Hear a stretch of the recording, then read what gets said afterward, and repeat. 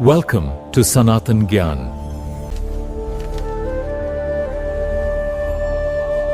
नमस्कार और स्वागत है। आज हम श्रीमद् भागवतम के एक बहुत ही दिलचस्प हिस्से की गहराइयों में उतर रहे हैं। यह है तीसरे स्कंद का 12वां अध्याय। नाम है कुमारों और अन्य की सृष्टि। आज हम समझने की कोशिश करेंगे कि भाई इस प्राचीन ग्रंथ के हिसाब से सृष्टि के रचयिता ब्रह्मा ने ये दुनिया कैसे बनाई। और ये सिर्फ कहानियों का सिलसिला नहीं है, बिल्कुल नहीं। इसमें सृष्टि की शुरुआत, अज्ञान का जन्म, पहले ऋषियों का आना, फिर वो क्रोध से पैदा हुए रुद्र, और हाँ, हम इंसानों की कहानी भी। तो चलिए मिलकर इसके रहस्यों को खोलते हैं। बिल्कुल।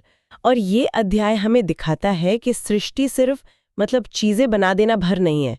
इसमें चेतना है, ज्ञान है, अज्ञान है, कर्तव्य है, और यहाँ तक कि आप देखिए गलतियों को सुधारने की प्रक्रिया भी शामिल है। हम देखेंगे कि खुद ब्रह्मा जो सृष्टि करता है, उन्हें भी किन कह सकते हैं चुनौतियों का सामना करना पड़ा। तो कहानी शुरू होती है मैत्रेय ऋषि से। वो विदुर को सृष्टि का क्रम बता रहे हैं। भगवान के काल रूप की महिमा बताने के बाद वो ब्रह्मा के रचना प्रक्रिया पर आते हैं। और सबसे पहले ब्रह्मा क्या बनाते हैं, ये जानकर थोड़ी हैरानी हो सकती है। उन्होंने बनाई 5 तरह की अज्ञानता, अविद्या। सोचिए, सृष्टि की शुरुआत अज्ञान से। ये 5 हैं। पहला, खुद को धोखा देना, मतलब आत्मवंचना। दूसरा, मौत का डर। तीसरा, निराशा से पैदा होने वाला गुस्सा। चौथा, ये मेरा है वाली झूठी भावना, झूठा स्वामित्व। और 5वां, अपने असली आत्मिक स्वरूप को भूलकर खुद को सिर्फ ये शरीर समझना। हाँ, और यहाँ समझने वाली बात यह है कि ये अज्ञान एक तरह से इस भौतिक दुनिया में जीने के लिए जरूरी शर्त जैसा है। जब तक हम अपनी असली पहचान, यानी कि हम शरीर नहीं आत्मा है, ये भूल नहीं जाते, तब तक हम इस दुनिया के सुख दुख में पूरी तरह रम नहीं सकते। इसी भूलने की वजह से मौत का डर आता है ना? जबकि आत्मा तो कभी मरती ही नहीं। और यही भूलापन हमें चीजों से जोड़ता है। ये मेरा घर, ये मेरा पैसा, जबकि असलियत में सब कुछ ईश्वर का है। लेकिन दिलचस्प बात यह है कि इस तरह की अंधकार वाली सृष्टि बनाकर ब्रह्मा खुद खुश नहीं हुए। उन्हें लगा ये ठीक नहीं हुआ, तो उन्होंने भगवान का ध्यान किया, खुद को पवित्र किया और फिर से एक नई बेहतर सृष्टि रचने का संकल्प लिया। यहाँ एक गहरा संकेत भी है। शास्त्रों में कहा गया है कि परमात्मा सबके दिल में है। वो हमारी इच्छा के अनुसार हमें याद रखने या भूलने में मदद करते हैं। अगर कोई अपनी आज़ादी का गलत इस्तेमाल करके भौतिकता में ही डूबे रहना चाहता है, तो भगवान उसे वैसा करने देते हैं, ताकि वो अनुभव से सीख सके कि क्या वाकई इसमें स्थायी सुख है। अच्छा, तो खुद को शुद्ध करने के बाद ब्रह्मा ने 4 महान ऋषियों को बनाया। सनक, सनंदन, सनातन और सनत कुमार। ये चारों ऊर्ध्वरेता थे। ऊर्ध्वरेता, हाँ। इसका मतलब है जिन्होंने अपनी ऊर्जा को सांसारिक कामों में लगाने के बजाय पूरी तरह से आध्यात्मिक ज्ञान और मुक्ति की ओर लगाया। ये भौतिक चीजों में बिल्कुल रुचि नहीं रखते थे। बिल्कुल भी नहीं। ब्रह्मा ने इन्हें आध्यात्मिक उन्नति के 4 स्तंभों सांख्य, योग, वैराग्य और तप, इनको संभालने के लिए बनाया था। इन्हीं से कुमार संप्रदाय शुरू हुआ, जो बाद में निम्बार्क संप्रदाय बना और भक्ति का एक महत्वपूर्ण मार्ग बना। ब्रह्मा ने अपने इन तेजस्वी पुत्रों से कहा, प्यारे पुत्रों, अब तुम लोग संतान पैदा करके सृष्टि को आगे बढ़ाओ। लेकिन उन चारों का मन तो पूरी तरह भगवान वासुदेव मतलब कृष्ण में लगा हुआ था। वे सिर्फ मुक्ति चाहते थे, इसलिए उन्होंने विनम्रता से मना कर दिया। हाँ, उनका ये इनकार मामूली नहीं है।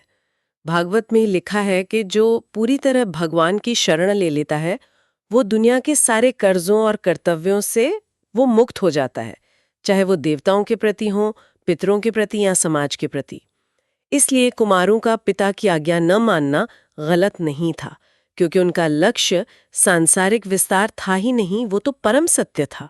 लेकिन ब्रह्मा की ये योजना तो कह सकते हैं सफल नहीं हुई। पुत्रों ने सृष्टि बढ़ाने से मना कर दिया।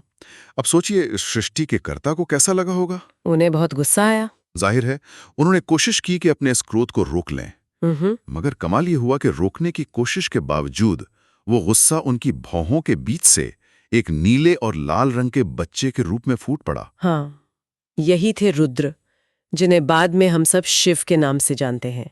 यहाँ नीला रंग अज्ञान का प्रतीक माना गया है और लाल रंग जुनून या रजोगुण का, क्योंकि गुस्सा अक्सर इन्हीं दोनों भावनाओं का मिश्रण होता है। पैदा होते ही वो बच्चा जोर जोर से रोने लगा और बोला, हे ब्रह्मांड के निर्माता, मेरा नाम रखिए और मेरे रहने की जगह बताइए।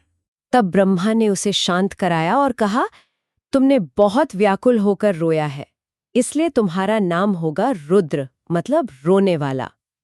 फिर उन्होंने रुद्र के रहने के लिए 11 स्थान तय किए।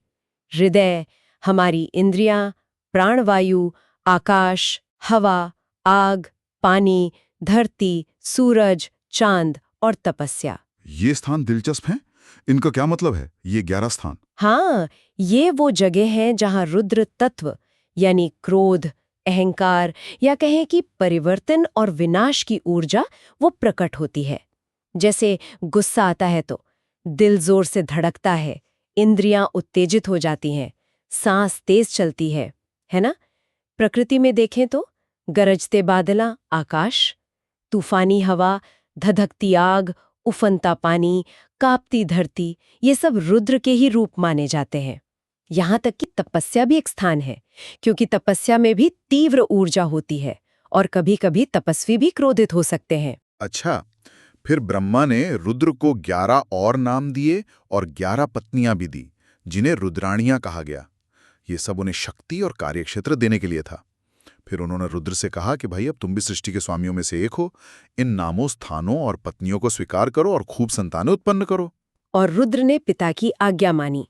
उन्होंने अपनी ही जैसे रूप, शक्ति और उग्र स्वभाव वाली ढेरों संतानें पैदा की। लेकिन यहाँ एक और समस्या खड़ी हो गई। रुद्र की ये संतानें संख्या में इतनी ज्यादा हो गईं और स्वभाव में इतनी उग्र थीं कि वो पूरे ब्रह्मांड को ही निगल जाने पर उतारू हो गई। ये देखकर तो खुद ब्रह्मा डर गए। बिल्कुल, ये एक चेतावनी की तरह है।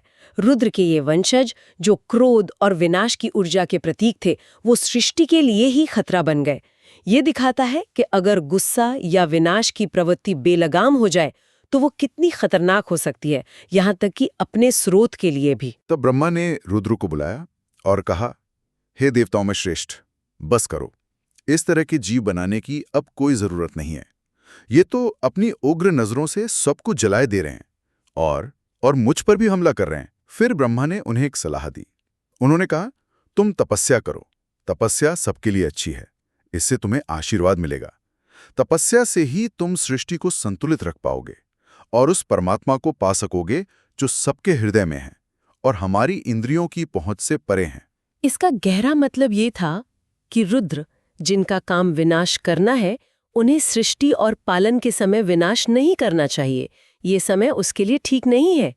उन्हें अपनी ऊर्जा को नियंत्रित करना चाहिए, तपस्या करनी चाहिए और उस समय का इंतजार करना चाहिए जब प्रलय काल में उनकी जरूरत होगी। साथ ही ये उनके मानने वालों के लिए भी एक सीख थी कि भगवान की कृपा पाने और खुद को समझने के लिए तपस्या जरूरी है। रुद्र बहुत आज्ञाकारी थे। उन्होंने पिता ब्रह्मा की बात मानी, उनकी परिक्रमा की, सहमति दी और तपस्या करने जंगल चले गए।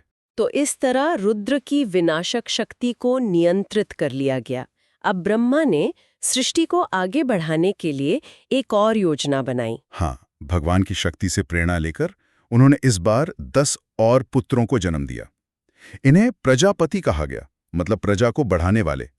ये थे मरीचि, अत्रि, अंगिरा, पुलस्त्य, पुलह, कृतु, भृगु, वशिष्ठ, दक्ष और 10वें थे नारद। इनके जन्म का तरीका भी बड़ा सांकेतिक है, जैसे आपने शुरू में बताया था। जैसे नारद ब्रह्मा की गोद या कहिए मनन विचार से जन्मे, वशिष्ठ सांस से, दक्ष अंगूठे से, भृगु त्वचा से, कृतु हाथ से। ये दिखाता है कि हर ऋषि का एक खास गुण या काम था। जैसे नारद, जो विचार से जन्मे, वे ज्ञान और भक्ति का संदेश देने वाले बने। नारद का नाम तो बहुत खास है। कहते हैं नारद का मतलब है जो भगवान नार को दे सके, यानी वो किसी को भी भगवान तक पहुंचने का रास्ता, भक्ति का मार्ग दिखा सकते हैं। इन प्रजापतियों के बाद ब्रह्मा ने कुछ और अमूर्त चीजें भी बनाई। जैसे धर्म, मतलब सही आचरण, वो उनके सीने के दाहिने हिस्से से प्रकट हुआ। कहते हैं वहीं भगवान नारायण रहते हैं। और अधर्म यानी गलत आचरण, वो उनकी पीठ से निकला, जिसे मृत्यु और भय का स्थान माना गया है। ये कितना प्रतीकात्मक है। धर्म का स्रोत वही है जहां भगवान है और अधर्म पीठ पीछे, अंधकार में। बिल्कुल। इसी तरह काम यानी इच्छा या वासना हृदय से, क्रोध फिर से भौहों के बीच से, लोभ होठों से, वाणी देवी सरस्वती मुख से और बुरे कर्म गुदा मार्ग से प्रकट हुए। ऋषि कर्दम उनकी छाया से जन्मे। ये सब दिखाता है कि सृष्टि में अच्छाई बुराई ऊंची नीची सभी प्रवृत्तियां वो ब्रह्मा से ही निकली। अब एक ऐसा प्रसंग आता है जिस पर बहुत बात होती है और जो हमें सोचने पर मजबूर करता है। ब्रह्मा की एक बेटी थी वाक यानी वाणी या सरस्वती, जो उन्हीं के शरीर से जन्मी थी। ग्रंथ के अनुसार ब्रह्मा अपनी ही बेटी की ओर आकर्षित हो गए, हालांकि वो बेटी उनकी तरफ आकर्षित नहीं थी। हाँ, ये प्रसंग हमें इंद्रियों की जबरदस्त ताकत के बारे में सावधान करता है। शास्त्र कहते हैं कि इंद्रियां इतनी बलवान हैं कि वो बड़े बड़े ज्ञानियों को भी भटका सकती हैं। इसीलिए कहा जाता है कि एकांत में अपनी माँ, बहन या बेटी के साथ भी नहीं रहना चाहिए। लेकिन यहाँ टीकाकार एक महत्वपूर्ण बात बताते हैं। क्या बताते हैं? वे कहते हैं कि ये घटना शायद किसी खास कल्प मतलब सृष्टि चक्र में हुई होगी, संभवतः तब जब ब्रह्मा को भागवत का पूरा ज्ञान नहीं मिला था, क्योंकि बाद में भगवान ने ब्रह्मा को वरदान दिया था कि वे भविष्य में कभी भी इस तरह मोहित नहीं होंगे। तो ये उनकी एक शुरुआती अवस्था की भूल हो सकती है, ऐसा माना जाता है। जब उनके पुत्रों जैसे मरीचि और अन्य ऋषियों ने देखा कि उनके पिता ऐसा अनुचित काम करने की सोच रहे हैं, तो उन्होंने बहुत आदर से उन्हें समझाया। हाँ, उन्होंने कहा, पिताजी ये आप क्या सोच रहे हैं? ऐसा काम तो न आपसे पहले किसी ब्रह्मा ने किया, न किसी और ने, न आपने खुद पिछले कल्पों में किया और ना ही भविष्य में कोई करने की हिम्मत करेगा। आप तो जगत गुरु हैं, दुनिया के सबसे ऊंचे प्राणी। आप अपनी ही बेटी के प्रति ऐसी इच्छा क्यों कर रहे हैं? आप अपनी इच्छाओं को काबू में क्यों नहीं रख पा रहे हैं? उन्होंने ये भी याद दिलाया, आप सबसे शक्तिशाली हैं, पर ये आपके पद के लायक नहीं है। लोग तो आपके चरित्र को देखकर सीखते हैं। अगर आप ही रास्ता भटकेंगे तो दुनिया का क्या होगा? तब उन ऋषियों ने मिलकर भगवान से प्रार्थना की कि वे ब्रह्मा की रक्षा करें और धर्म को बचाएं। और प्रार्थना सुनी गई। अपने बेटों की बातें सुनकर ब्रह्मा को बहुत शर्मिंदगी महसूस हुई, बहुत ज्यादा। उन्हें अपनी गलती का एहसास हुआ और उन्होंने तुरंत उस शरीर को त्याग दिया जिसमें वो गलत इच्छा पैदा हुई थी। कहते हैं वो शरीर बाद में चारों तरफ एक भयानक धुंध या अंधेरे, निहार या तमस के रूप में फैल गया। यहाँ एक बहुत बड़ी सीख है। गलत कर्म तो दूर, गलत सोचने भर का परिणाम कितना गंभीर हो सकता है। पछतावा के लिए शरीर तक छोड़ना पड़ा। और उस पाप का नतीजा क्या हुआ? अज्ञान का अंधेरा, धुंध। ये हमें अपनी इच्छाओं पर नियंत्रण रखने की जरूरत बताता है। इस घटना से सबक लेकर और शुद्ध होकर ब्रह्मा ने फिर से सृष्टि रचना का काम शुरू किया। अब उन्होंने ज्ञान और व्यवस्था पर ध्यान दिया। उनके 4 मुखों से 4 वेद निकले, ऋग्वेद, यजुर्वेद, सामवेद और अथर्ववेद, जिनमें हर तरह का ज्ञान भरा है। यहाँ ये भी बताया गया है कि भगवान की कृपा से ब्रह्मा का वो गलत विचार जलकर भस्म हो गया, जैसे आग सबको जला देती है। भगवान अपने भक्त की अनजाने में हुई भूलों को माफ कर देते हैं, खासकर जब भक्त को पछतावा हो। वेदों के साथ ही यज्ञ के लिए जरूरी चीजें पूरक वेद यानी उपवेद, जैसे आयुर्वेद, धनुर्वेद, गांधर्व वेद, स्थापत्य वेद, ये सब निकले। हाँ, धर्म के 4 सिद्धांत सत्य, तपस्या, दया और पवित्रता स्थापित हुए। और समाज को चलाने के लिए 4 आश्रम और 4 वर्ण की व्यवस्था बनी। ब्रह्मचर्य, गृहस्थ, वानप्रस्थ, सन्यास और ब्राह्मण, क्षत्रिय, वैश्य, शूद्र। हाँ, ये वर्ण आश्रम व्यवस्था समाज को व्यवस्थित करने का एक तरीका था, ताकि हर कोई अपनी योग्यता और जीवन की अवस्था के अनुसार कर्तव्य निभाते हुए आध्यात्मिक लक्ष्य की ओर बढ़ सके। इसमें हर आश्रम के लिए नियम थे, जैसे ब्रह्मचारी के लिए विद्या अध्ययन, गृहस्थ के लिए परिवार और समाज का पालन, वानप्रस्थी के लिए धीरे धीरे त्याग और सन्यासी के लिए पूर्ण वैराग्य। इसके अलावा तर्कशास्त्र, नैतिक नियम, कानून व्यवस्था और प्रसिद्ध भूर्भुवः स्वः मंत्र भी ब्रह्मा से प्रकट हुए। और सबसे महत्वपूर्ण प्रणव यानी ओम उनके हृदय से निकला। फिर वैदिक छंद, वर्णमाला के अक्षर क, ख, ग, स्वर, व्यंजन, यहाँ तक कि संगीत के 7 सुर भी ब्रह्मा के शरीर के अलग अलग हिस्सों से प्रकट हुए। ये सब मिलकर शब्द ब्रह्म कहलाता है, यानी सृष्टि का मूल ध्वनि आधार, वेदों का सार। संक्षेप में ब्रह्मा ने ज्ञान, व्यवस्था और सृष्टि को चलाने के लिए जरूरी हर संरचना को स्थापित किया। वे परमात्मा के प्रतिनिधि बने, सृष्टि के संचालन का आधार तैयार किया। लेकिन एक समस्या अभी भी थी, जनसंख्या नहीं बढ़ रही थी। सारे ऋषि मुनि तो तपस्या में लीन थे। हाँ, ब्रह्मा ने देखा कि उनके इतने शक्तिशाली पुत्रों के बावजूद दुनिया आबाद नहीं हो रही। उन्होंने सोचा, बड़ी हैरानी की बात है, मैं इतनी मेहनत कर रहा हूँ फिर भी प्रजा नहीं बढ़ रही। लगता है भाग्य ही साथ नहीं दे रहा। जब वे इस तरह सोच रहे थे, तभी एक और अद्भुत घटना घटी। उनके अपने ही शरीर से दो हिस्से अलग हो गए, एक पुरुष रूप और एक स्त्री रूप। इन्हें ब्रह्मा का कायम यानी शरीर ही कहा जाता है। ये दोनों रूप जो ब्रह्मा से ही निकले थे, एक जोड़े के रूप में साथ आए। जो पुरुष रूप था वह कहलाए स्वयंभू मनु, जिन्हें हम सब मानव जाति का पिता मानते हैं, और जो स्त्री रूप थी वह बनी शत्रुपा, मनु की पत्नी और रानी। और इन्हीं मनु और शत्रुपा के मिलन से, जिसे मिथुन धर्म कहा गया है, सृष्टि में संतान पैदा करने की प्राकृतिक प्रक्रिया शुरू हुई। यहीं से पीढ़ी दर पीढ़ी जनसंख्या बढ़ने लगी। सही समय पर मनु और शत्रुपा के 5 बच्चे हुए, 2 बेटे प्रियव्रत और उत्तानपाद, और 3 बेटियां आखुति, देवहूति और प्रसूति। फिर मनु ने अपनी बेटियों का विवाह योग्य ऋषियों से किया। आकुति का विवाह ऋषि रुचि से, देवहूति का विवाह ऋषि कर्दम से। इनकी कहानी भागवत में आगे बहुत विस्तार से है। और सबसे छोटी बेटी प्रसूति का विवाह प्रजापति दक्ष से हुआ।